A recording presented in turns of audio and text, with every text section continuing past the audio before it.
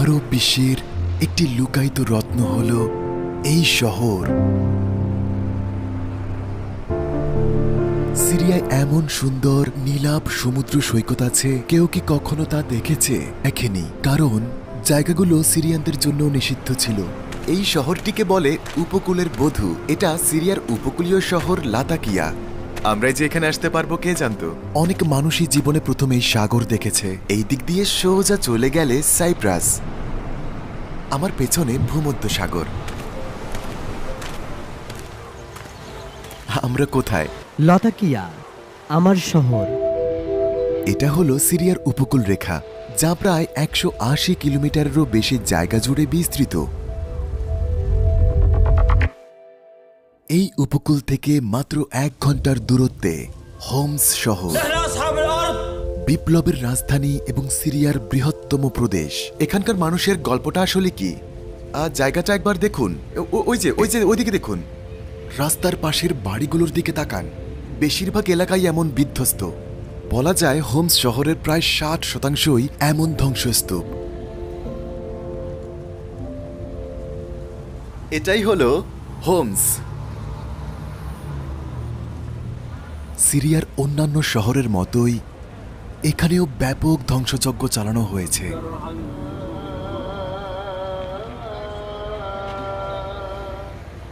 সিরিয়ার এখন আমাদের প্রয়োজন এদেশের ক্ষত মুছে দিয়ে নতুন করে গড়ে তোলা, তাদের জনগণের পাশে থাকা।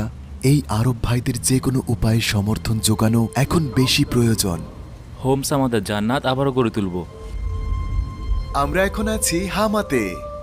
আজ এই বিশেষ পর্বে আমরা সিরিয়ার নতুন নেতার সাথে দেখা করব, আহমেদ আল শারা।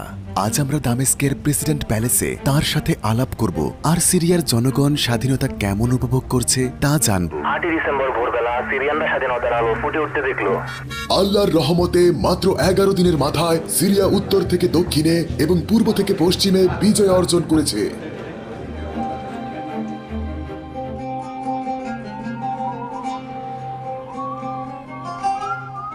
আসসালামু আলাইকুম, কেমন আছেন? আপনার অনুভূতি কেমন? দীর্ঘ 14 বছরের সংগ্রামের পর ব্যক্তিগতভাবে আমার জন্য ছিল এটা 21 বছরের দীর্ঘ সংগ্রাম। আমার সবচেয়ে স্পেশাল অনুভূতি ছিল যেটা এত বছরের ক্লান্তিকে এক নিমিষে মুছে দিয়েছে, তা হলো একজন মানুষ 14 বছর পর মাকে ফিরে পাওয়া। সোশ্যাল মিডিয়া এমন অনেক কিছু খুঁজে পাবেন। কেউ ভাইকে 10 বছর পর দেখেছে, মাকে আবার 14 বছর পর দেখা। অনেকে 8 বছর পর দেখা হয় এবং চোখের জলে ভেসে যাচ্ছিল। মানে পরিবারগুলো বিচ্ছিন্ন হয়েছিল, কিন্তু এখন পরিবারগুলো আবার একত্রিত হয়েছে। তাই আমিও খুশি। যেন সবাই এমন এক কারাগারে বন্দী ছিল যেখানে ঘুরতে মানা। এখানে আসার পথে রাস্তায় দেখেছি মানুষ খুব সেলিব্রেট করছে, সবাই খুব খুশি আর উল্লাস করছে। আপনি কি জানেন নিজ বাড়ি থেকে বাস্তুচ্যুত হওয়া কতটা কষ্টের? প্রাকৃতিকভাবেই মানুষকে দখলদারিত্বের প্রবৃত্তি তাড়া করে। ডমিনেন্ট করা মানুষের একটি সহজাত ইচ্ছা, কিন্তু তারা ঘরবাড়ি দখল করে, এমনকি জামা কাপড় ছাড়া জোর করে ইদলিবে পাঠিয়ে দেয়, অথবা লেবানন বা জর্ডানের শরণার্থী শিবিরে জোর করে পাঠিয়ে দেয়। অথচ দেশগুলো আগে থেকেই ভঙ্গুর, আর এই সংকট তাদের জন্য বোঝা হয়ে আছে। 3.5 লাখ তুরস্কে পাঠানো হয়েছে। বহু নারী শিশু সাগর পাড়ি দিতে গিয়ে ডুবে গিয়েছে। কেউ হয়তো একটি অনিশ্চিত দেশে পৌঁছাবে, সে দেশ তাদের হয়তো তাড়িয়ে দেবে, নয়তো শিবিরে বন্দী করে রাখবে, তাদের একটি আইডি কার্ড দিয়ে আঙ্গুলের ছাপ নিয়ে নিবে। এখানেই কিন্তু শেষ নয়, কিছু দেশে তাদের শিবির পুড়িয়ে দেওয়া হয়েছিল। এটা সত্যি মেনে নেওয়ার মতো নয়। এখন তাদের বলতে পারবেন আপনার ভূমি উদ্ধার হয়েছে, দেশে ফিরেছে। হ্যাঁ, একদম। এটা সত্য যে এই দেশ ধ্বংস হয়ে গেছে, কিন্তু অনেকেই তাঁবু টাঙিয়েছে, আর তারা এতেই খুশি, যেন তাদের দুনিয়া ফিরে পেয়েছে। আমি শিওর করে বলছি, নির্বাসিত সিরিয়ান 15 মিলিয়ন বাস্তুচ্যুত সিরিয়ান ফিরে আসবে। হয়তো তাদের মধ্যে 1 থেকে 1.5 মিলিয়ন ফিরবে না, মানুষ ফিরবে। যখন আমরা সামরিক এলাকাগুলো দখল করেছিলাম, তাদের বাসিন্দারা পালিয়ে যায়নি, বরং তারা ফিরতে শুরু করলো। কিন্তু কেউ পালিয়ে যায়নি, না মুসলিম, না খ্রিস্টান, না কুর্দি, না আলাউই, না দুর্জি, কেউই না। বাসিন্দারা সেখানে রইল। যুদ্ধটি শেষ হয়েছে ভালোবাসা আর পরিবারের পুনর্মিলন দ্বারা। তাহলে মানুষ কিভাবে খুশি না হয়ে পারে? ইদলিবের কিছু সংস্থা আর স্থানীয় মানুষ আমাদেরকে সবকিছু নতুন করে তৈরি করার চেষ্টা করতে বলেছিল। আর আসলে ইদলিবের জনসংখ্যার 1/3 ক্যাম্পে থাকে, আরেক তৃতীয়াংশ ভাড়া থাকে, তারা স্থায়ী নয়, আর বাকি তৃতীয়াংশ স্থানীয় বাসিন্দা। তো আমি তাদেরকে বলেছিলাম যে এই সিরিয়া 7,000 বছর ধরে তৈরি হয়েছে, আর নির্মাণ একটি ক্রমবর্ধমান প্রক্রিয়া। যখন কাউকে বাস্তুচ্যুত করেন তখন যেন তাদেরকে আবার আদিম যুগে পাঠিয়ে দিলেন। তাদের জামা কাপড় ছাড়া কিছু নেই, তাই তাদের শূন্য থেকে আবার শুরু করতে হবে। তবে এটা সম্ভব যদি আবার শুরু করার জন্য যথেষ্ট মনোবল থাকে। আর দুর্ভাগ্যবশত সিরিয়ানরা অপমানিত হয়েছে, আর আজ সিরিয়ার পাসপোর্ট বিশ্বের অন্যতম দুর্বল। তবে সবচেয়ে দামি। অনেক ত্যাগ করতে হয়েছে, তাই না? এটা সবচেয়ে দামি পাসপোর্ট, তবুও র্যাঙ্কিংয়ে সবচেয়ে দুর্বল। সমস্যা হলো সরকার জনগণকে শত্রুতে পরিণত করেছিল, একটা ভীতি তৈরি করেছিল। তাদের সমস্ত প্রতিষ্ঠানকে জনগণকে ফাঁসানোর জন্য ডিজাইন করেছিল। তাদের কাছে কর্তৃত্ব মানে একজন ব্যক্তির জীবনে প্রতিটি দিক যতটা সম্ভব নিয়ন্ত্রণ করা এবং পরের ইচ্ছে মতো শোষণ করা। তো তারা এসব কিভাবে বাস্তবায়িত করেছিল? উদাহরণস্বরূপ বলা যায়, কিছু তুলনামূলক উন্নত দেশে সরকার জনগণকে বেশ বুদ্ধি খাটিয়ে নিয়ন্ত্রণ করে এবং জনগণকে শিক্ষিত করতে সব টুলস সরবরাহ করে এবং একটি নির্দিষ্ট লক্ষ্যে একটি নির্দিষ্ট মতাদর্শ তৈরি করে। এভাবেই জনমত অনেক সময় উন্নত দেশগুলোতে সরকারের পক্ষে তৈরি করে নেয়। কিন্তু এখানে শাসক মৌলিক অধিকার শোষণ করে জনগণকে নিয়ন্ত্রণের চেষ্টা করেছে। নিরাপত্তা বাহিনীকে ব্যবহার করে নির্যাতন, হত্যা আর ভয়ভীতি দেখিয়ে মানুষকে অনুগত করেছে। নিয়ন্ত্রণের এই পদ্ধতি প্রথম দিকে কার্যকর হয়, ভয় সবাই অনুসরণও করে। এই কারণেই আপনি স্বৈরশাসনের পতনের পর মানুষকে আনন্দ উল্লাস করতে দেখেন। তাদের সাথে দ্বিমত যারা বলে তারা শুধু ট্রেন্ড ফলো করে। আমি সবসময় ইতিবাচক বিশ্বাসী। আমি পজিটিভটাই চিন্তা করি এবং নিজেকে বোঝাই যে কিছু লোক বছরের পর বছর বিপ্লব বিরোধী প্রচারণা চালিয়ে মানুষকে অন্ধ করে রেখেছে। অনেক আগে থেকে, প্রায় 35 বছর, কিছু সম্প্রদায় তাদের বিরুদ্ধে অপপ্রচার করেছিল। তাদের বলা হয়েছিল যে ওই লোকেরা যদি শাসন করে তবে তোমাকে হত্যা করবে। এই অপপ্রচারের দ্বারা এই দুঃশাসন এতদিন টিকে ছিল।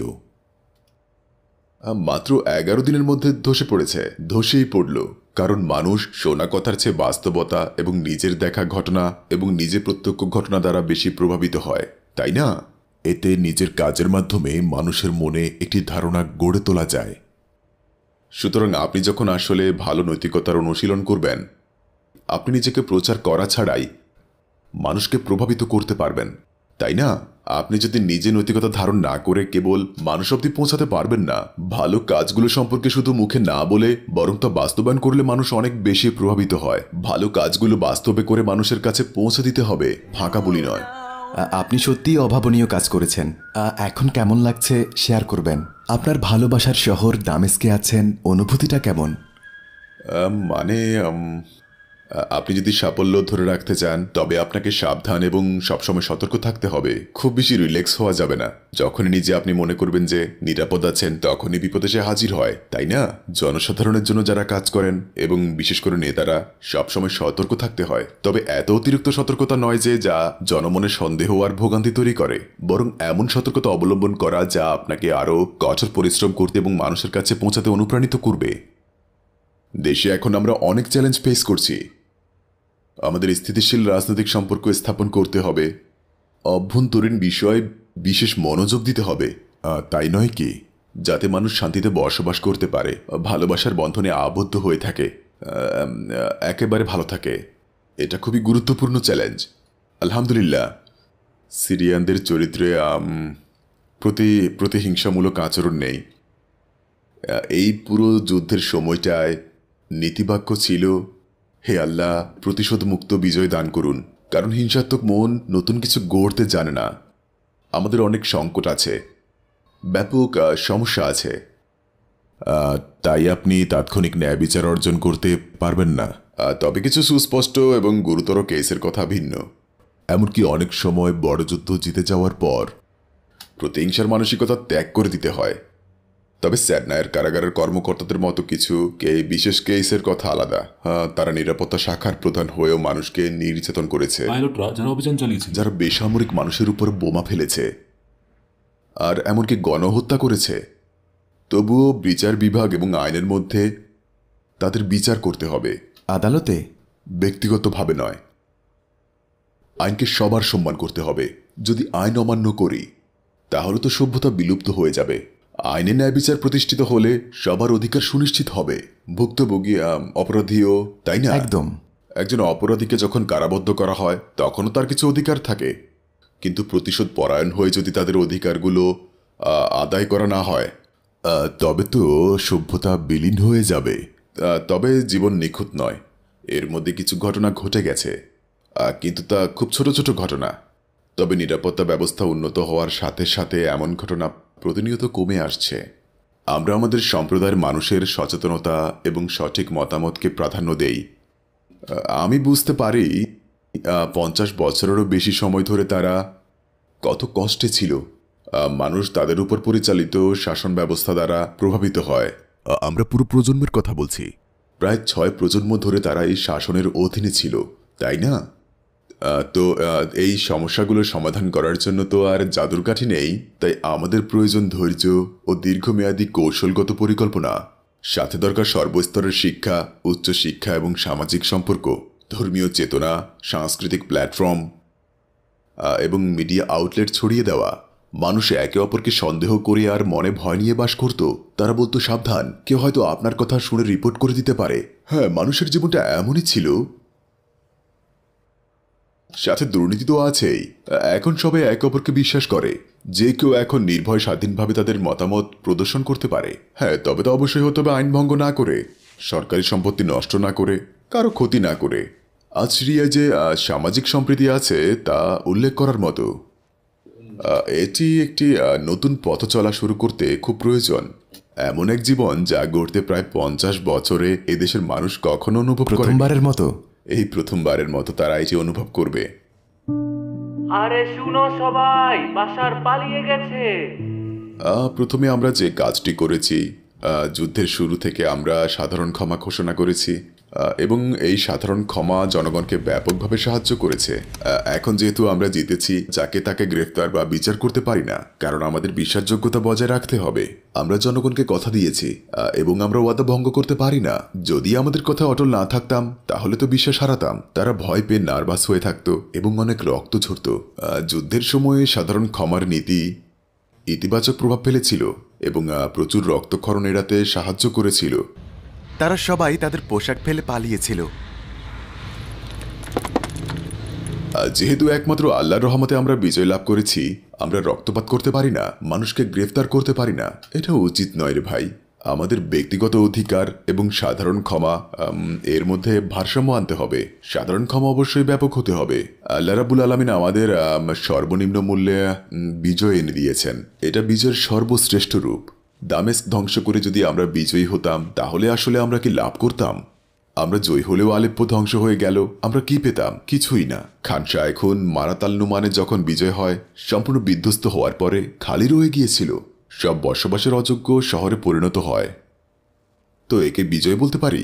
না, পারি না। তারা কেবল জমি দখল করেছে, আমরা জনগণের উপর জয় হয়েছি। এটাই শ্রেষ্ঠ বিজয়। সর্বনিম্ন ক্ষতির বিনিময়ে একটি চমৎকার বিজয় অর্জন করেছি। তাই মানুষকে ধোঁকা দেওয়া উচিত নয়। সাধারণ ক্ষমা করে আবার পরে তাদের জবাবদিহি করা, এটা উচিত নয়। প্রথমত আমাদের অবশ্যই স্বীকার করতে হবে যে আল্লাহ আমাদের সম্মানিত করেছেন এবং আমাদের অবশ্যই নৈতিক সততা বজায় রাখতে হবে এবং প্রতিশ্রুতিবদ্ধ থাকতে হবে। আর একটি গুরুত্বপূর্ণ পয়েন্ট, নতুন দেশ গড়ার সময় আমাদের কিছু সুস্পষ্ট অগ্রাধিকার থাকতে হবে। সেগুলো কি? প্রতিষ্ঠান গড়ে তোলাই অগ্রাধিকার। এমন প্রতিষ্ঠান যা মানুষের মধ্যে ন্যায় বিচার প্রতিষ্ঠা করবে এবং অতীতের ভুল পুনরায় ফিরে আসবে না। দেশকে সঠিকভাবে গড়তে হবে। তো যদি ব্যক্তিগত অগ্রাধিকার দাবি এই প্রক্রিয়াকে বাধা দেয়, তাহলে আমি বলবো যে দেশ গড়ার কিছু অগ্রাধিকার দরকার। কিছু সময়ের জন্য মানুষকে সময় দিতে হবে। একসাথে দেশ পুনর্গঠন এবং ক্ষমাকে অগ্রাধিকার দিতে হবে। তবে এছাড়া যারা পরিকল্পিতভাবে এবং সংগঠিত হয়ে অপরাধ করেছে, যারা হালাউইতে গণহত্যা চালিয়েছে, তাদের শাস্তির আওতায় আনতে হবে। যারা নারী ধর্ষণ করেছে, বন্দীদের নির্যাতন করেছে বা অন্যান্য অপরাধ করেছে, এরা শাস্তিযোগ্য। প্রথমত এই ব্যক্তিরা তাদের বাড়িতে ফিরে আসেনি, তারা সাধারণ ক্ষমা গ্রহণ করেনি, তারা পালিয়ে যায়। তো তারা সাধারণ ক্ষমাতে সাড়া দেয়নি এবং আমি নিজেকে তাদের প্রতি নৈতিকভাবে বাধ্য মনে করি না। এছাড়া অন্য সবার জন্য তারা নিজের বিচার নিজের হাতে নিতে পারবে না। আদালত আছে, বিচার বিভাগ আছে, আইনও আছে, সঠিকভাবে অভিযোগ করা যাবে। অভিযুক্ত ব্যক্তি যুদ্ধকালীন সাধারণ ক্ষমার অন্তর্ভুক্ত ব্যক্তিদের মধ্যে থাকলে তবে তা আমাদের নৈতিক, ধর্মীয় ও যৌক্তিক দায়িত্ব। ওই ব্যক্তির বিরুদ্ধে আমাদের আর দাবি নেই। মানুষ যখন বলে আমরা তাদের প্রতিশোধ নিতে দেইনি, আমি উত্তর দিয়েছিলাম আমরা আপনাকে পুরো সিরিয়া ফিরিয়ে দিয়েছি, আপনাকে অধিকার ফিরিয়ে দিয়েছি। দামেস্কের নাম আবার সবার সামনে এসেছে, তাই না? আজ পৃথিবীর মিডিয়া বলছে, সিরিয়া এটা বলছে, ওটা বলছে, দামেস্ক আন্তর্জাতিক মঞ্চে ফিরেছে। আমরা এমন একটি দেশকে পুনঃস্থাপন করেছি জানি একসময় সমস্ত বিশ্ব বিরক্ত ছিল, কিন্তু আজ আমরা এই সভ্যতার ভিত্তি পুনরুদ্ধার করেছি আর কৌশলগত, রাজনৈতিক ও অর্থনৈতিক এবং সামাজিক অবস্থানে ফিরিয়ে এনেছি। তবে আপনি কেবল প্রতিশোধ নেওয়ার জন্য এই সুন্দর সুযোগটি নষ্ট করতে পারেন না। প্রত্যেকের অধিকার নিশ্চিত করতে হবে, এমনকি আমার জীবন দিয়ে হলেও, এমনকি নিজের ক্ষতি হলেও। আমি আমার সারা জীবনে কখনো কারো ন্যায় বিচার এড়িয়ে যাইনি, কিন্তু এখন আমাদের অগ্রাধিকার হবে রাষ্ট্রকে প্রাধান্য দেওয়ার মানসিকতা গ্রহণ করা। রাষ্ট্রকে প্রাধান্য দিতে হবে। একটি বিপ্লবী মানসিকতা দেশ গড়তে পারে না। আন্দোলন এবং প্রতিক্রিয়াশীল আচরণ দ্বারা বিপ্লবকে চিহ্নিত করা যায়। এটি একটি শাসনকে উৎখাতের জন্য প্রয়োজন, কিন্তু এটি নির্মাণের জন্য উপযুক্ত নয়। তাই আজ বলছি আমাদের জন্য বিপ্লব শেষ। এটা আমাদের ইতিহাসের এমন এক অংশ যা আমাদের লালন করতে হবে, কিন্তু এ পর্যায়ে এই মানসিকতা চলবে না। বিরোধ করে কি দেশ গড়া যায়? কাজ করবে তো দেশে অবশ্যই প্রতিষ্ঠান, রাষ্ট্রপতি, একটি সংসদ, একটি নির্বাহী সরকার এবং কৌশলগত পরিকল্পনা দরকার। আমাদের স্বল্পমেয়াদী, মধ্যমেয়াদী এবং দীর্ঘমেয়াদী এমন আরও অনেক কৌশল থাকতে হবে, লক্ষ্য থাকতে হবে, এবং কিভাবে সেগুলো অর্জন করা যায় তা নিয়ে ভাবতে হবে। যেমন অর্থনৈতিক কাঠামো উন্নয়ন, শিক্ষা, স্বাস্থ্যসেবা, টেলিযোগাযোগ এবং উদ্ভাবন। আমাদের অবশ্যই কয়েক বছরের মধ্যে বিশ্বের সবার সাথে পরিচিত হতে হবে। ইনশাল্লাহ সিরিয়ার পাসপোর্ট কয়েক বছরের মধ্যে গুরুত্ব পাবে। বা দারুণ বলেছেন, সত্যি অসাধারণ। আমাকে যা সবচেয়ে বেশি কষ্ট দিয়েছে, মানুষকে পাসপোর্টের জন্য হাতাহাতি করতে দেখা গেছে। বিমানবন্দরে তাদের সাথে খারাপ আচরণ করা হয়েছিল। সিরীয়রা অন্যান্য জাতীয়তার চেয়ে নিকৃষ্ট বোধ করেছিল, কারণ একজন নাগরিকের শক্তি আসে তার দেশের শক্তি থেকে, আর আমাদের দেশ দুর্নীতি ও সামাজিক নিপীড়নে ভরা ছিল। এটা ছিল বিশ্বের একটি নিচু দেশ।